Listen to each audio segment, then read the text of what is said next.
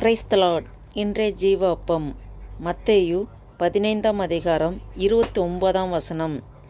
இயேசு அவ்விடம் விட்டு புறப்பட்டு கலிலேயா கடலருகே வந்து ஒரு மலையின் மேல் ஏறி அங்கே உட்கார்ந்தார். அல்லேலூயா.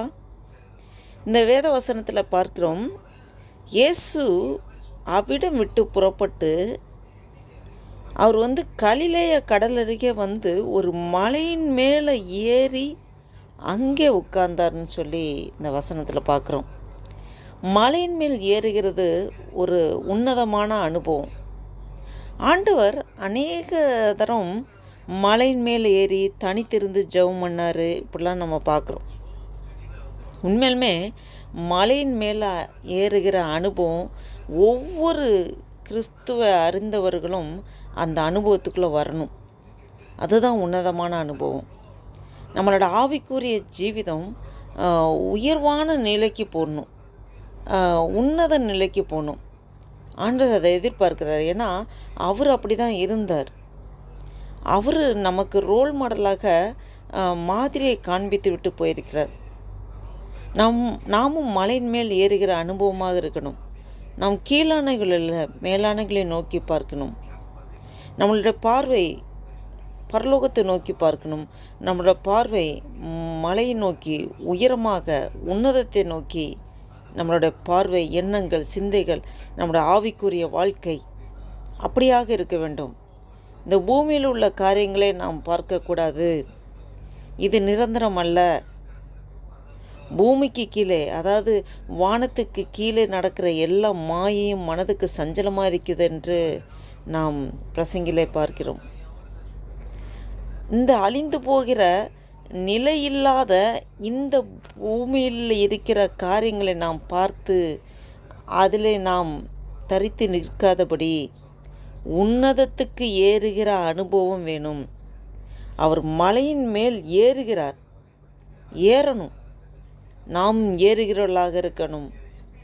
நாம் பரத்துக்கு ஏறுகிறவர்களாக இருக்கணும். ஆண்டோட காரியங்கள் நாம் வேதத்தை அனுதினமும் வாசித்து தியானிக்கும்போது வேதத்தின் மகத்துவங்களை ஆண்டவர் நமக்கு வெளிப்படுத்த சித்தமாக இருக்கிறார். நாம் வேதத்தின் மகத்துவங்களை அந்த வெளிப்பாடை பெற்றுக்கொள்வது உன்னதத்தின் அனுபவம்.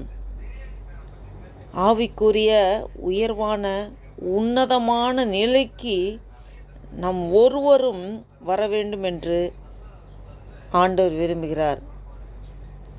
வெளிப்படுத்தின விசேஷம் 4ஆம் அதிகாரம் ஆரம்பத்தில் நாம் பார்க்கும்போது, இங்கே ஏறிவா என்று யோவானை பார்த்து கூப்பிடுகிறார். ஏறிவா. மலை மேல் இங்கே ஆண்டவர் ஏறுறாரு. ஏறி வரணும். நாம் ஏறுகிறவர்களாக இருக்கணும், இறங்குகிறவர்களாக அல்ல. ஆவிக்குரிய ஜீவிதத்தில் நாம் ஒவ்வொரு நாளும் அதில் நாம் ஏறுமுகமாக ஒவ்வொரு நாளும் நம்மளுடைய ஆவிக்குரிய வாழ்க்கை அடுத்த ஸ்டெப்பு நாம் முன்னோக்கி ஆண்டவரை நோக்கி போயிட்டே இருக்கணும். இது ஒரு ஓட்டப்பந்தயம். நாம் அதில் ஓடுகிறவர்களாக இருக்கணும். மலை மேல் ஏறுகிற அனுபவம். ஆண்டவர் இயேசு கிறிஸ்துவை நாம் நோக்கி பார்க்கும்போது, அவரையே நோக்கி பார்க்கும்போது, அவர் எப்படி அவர் வாழ்க்கையில் அவர் இந்த பூமியில் வாழ்ந்து காண்பித்தாரோ அதுபடி நாமும் அதன்படி வாழ வேண்டும் என்று பிரயாசப்படும்போது ஆண்டவர் நம்மளை உன்னதத்துக்கு நடத்துகிற அனுபவத்துக்கு கொண்டு செல்ல வல்லவராயிருக்கிறார். நாம் இந்த நாளில் இந்த காரியங்களை தியானித்து நம்முடைய ஆவிக்குரிய ஜீவிதம் எப்படியாக இருக்கிறது, நம்மளை நாமே ஆராய்ந்து பார்ப்போம். இனி காலம் செல்லாது. இது கடைசி காலம். தேவையானது ஒன்றே. மரியாள் தன்னை விட்டு எடுபடாத நல்ல பங்கை தெரிந்து கொண்டால் நாம்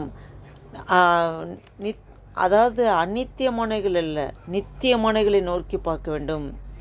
நித்தியமானது பரலோகம். நாம் பரலோக பிரஜைகள். எனக்கு ஒத்தாசை வரும் பர்வதங்களுக்கு நேராக என் கண்களை ஏறெடுக்கிறேன். வானத்தை பூமியை உண்டாக்கின கர்த்தரிடத்திலிருந்து எனக்கு ஒத்தாசை வரும் என்று சொன்னபடி அந்த பர்வதத்தை நோக்கி பார்க்கிற அந்த மலை மேல் ஏறுகிற அனுபவம், சாது சுந்தர் சிங் அந்த திபெத் மலையில் ஏறினார். மலை மேல் ஏறி ஊழியம் செய்தார். கைலாச மகாரிஷி மலையின் மேல் தான், அவர் ஏதோ ஒரு மலையில் இன்னும் ஜீவனோட இருக்கிறார்னு நிறையா வேத வல்லுநர்கள் நிறைய பேர் சொல்கிறாங்க. மலையில் தான் அந்த உன்னத அனுபவத்தை பெற்றுக்கொள்ள முடியும்.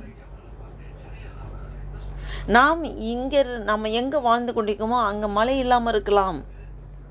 பெரிய பெரிய மலைகள் எங்கே போகிறது, அது எங்கே தேடி போகிறது அப்படின்னு நினைக்க வேண்டாம். நம்மளோட ஆவிக்குரிய ஜீவிதம் அப்படி உயர்வான எண்ணத்தோடு இருக்க வேண்டும். அதை தான் ஆண்டவர் எதிர்பார்க்கிறார். நாம் முழுவதுமாக ஒப்பு கொடுப்போமா? நம்மளோட ஆவி, ஆத்மா, சரீரம் முழுவதும் ஆண்டுட்டு ஒப்பு கொடுத்து, ஆண்டவரே என்னை எடுத்து நீங்கள் பயன்படுத்துங்கப்பா, என்னை கொண்டு என்ன செய்ய சித்தம் தீர்மானம் வைத்திருக்கிறோம், சித்தத்தை படி நடத்துங்கப்பா என்று முழுவதுமாக ஆண்டுட்டு அர்ப்பணிப்போமா? ஜெபம் செய்வோம். அல்லேலூயா. நன்றி தகப்பனை, நன்றியோடு துதிக்கிறோம், ஸ்தோத்திரிக்க கர்த்தாவே. இந்த நாளைக்கே ஸ்தோத்திரம் ஆண்டவரே. அப்போ அந்த ஆகஸ்ட் மாதம் 13ஆம் தேதி 2024 வருஷத்தை காணும்படியாக எங்களுக்கு ஜீவன், சுகம், பலன், ஆரோக்கியத்தை தந்து நடத்தி வருகிற தேவனே உமக்கு ஸ்தோத்திரம் ஆண்டவரே. அப்பா ஆண்டவரே, நீர் ஆண்டவரே, அப்பா மலை மேல் ஆண்டவரே ஏறி ஆண்டவரே அநேக காரியங்கள் ஆண்டவரே நீர் மலை மேல் ஏறி ஆண்டவரே அப்பா ஸ்தோத்திர கர்த்தாவே தனித்திருந்து ஜெபம் செய்தீரே, பிதாவோடு ஜெபம் செய்தீரே ஆண்டவரே. அப்பா ஆண்டவரே அப்பா உம்முடைய வழியில் பின்பற்றுகிற நாங்கள் ஆண்டவரே அப்பா எங்களோட ஆவிக்குரிய ஜீவிதம் ஆண்டவரே உயர்வான சிந்தையாக அப்பா அந்த பூமிக்குரியகளில் பரலோகத்தை நோக்கி பார்க்கும்படியாக, உன்னதத்தை நோக்கி பார்க்கும்படியாக எங்கள் ஒவ்வொருவருடைய ஆவிக்குரிய ஜீவிதத்தை நீர் அப்படியே உயர்த்த முடியாது ஜெபிக்கிறோம் ஆண்டவரே. எங்கள் சுயமெல்லாம் சாம்பலாய் மாறட்டும் ஆண்டவரே. உடைய நாமம் மாத்திரம் மகிமைப்படட்டும். நீர் அப்படியே செய்கிறதுக்காய் ஸ்தோத்திரம் ஆண்டவரே. நன்றி அப்போ அந்த புதிய நாளில் உடைய புதிய கிருபையினால் நிரப்புங்க, ஆசீர்வதிங்க, பலப்படுத்துங்க, பாதுகாத்துக்கொள்ளுங்க, மீதை முழுது பொறுப்படுத்திக்கொள்ளுங்க. உமக்கே துதி கன மகிமையெல்லாம் செலுத்துகிறோம். இயேசு கிறிஸ்து நாமத்தினால் ஜெபிக்கிறோம் ஜீவன் நல்ல பிதாவே. ஆமேன், ஆமேன்.